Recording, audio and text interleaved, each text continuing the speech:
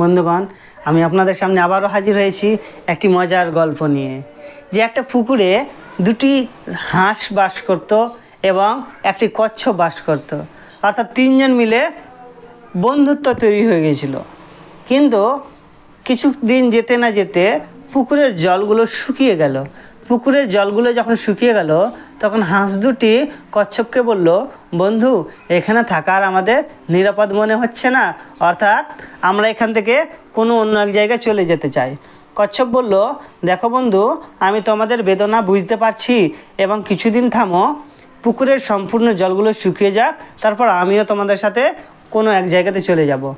রাজহাঁস বলল, ঠিক আছে, তবে আমরা তো উড়তে পারি, তুমি তো উড়তে পারো না, তাহলে কি করবা, কিভাবে যাবা তুমি? কচ্ছপ বলল, এর উপায় কিন্তু তোমরাই বের করো, কিভাবে আমাকে নিয়ে যাবা। হাঁস দুটি বলল, ঠিক আছে, আমরা এর রাস্তা বের করছি।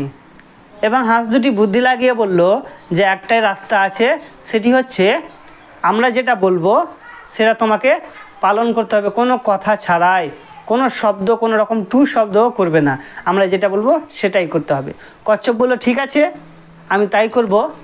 এবার হাঁস দুটি কী করলো, হাঁস দুটি একটা কাঠি এনে দিল এবং কাঠি এনে দিয়ে কচ্ছপকে বলল, এই কাঠিটা তুমি মুখে আঁকড়ে ধরো, একটুও ছাড়বা না। তখন সেই কাঠিটাকে কচ্ছপে আঁকড়ে ধরলো এবং রাজহাঁস দুটি উড়তে আরম্ভ করলো। এবং উড়তে উড়তে সেই কাঠিটা ধরে আছে কচ্ছপ, কিন্তু উড়তে উড়তে উড়তে উড়তে কিছুক্ষণ রাস্তা উড়ার পর নিচ থেকে অনেক সংখ্যক লোক বলছে, দেখ না কত মজার ব্যাপার, যে কচ্ছপকে নিয়ে একটা হাঁসে উড়ছে, কত মজার ব্যাপার। তো এই কথাটি কচ্ছপ শুনতে পেয়ে বলল যে তাতে তোদের কি? আর যেমনই এই কথাটা বলতে গেল তার মুখ থেকে কাঠিটা ছুটে গেল, আর ছুটে যাওয়াতেই কচ্ছপটা পড়ে গেল নিচে, এবং পড়লে যা হয়, কচ্ছপটি মারা গেল।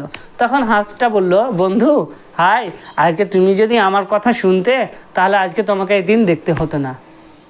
অর্থাৎ যে বন্ধুর কথা না শুনলে কি হতে পারে।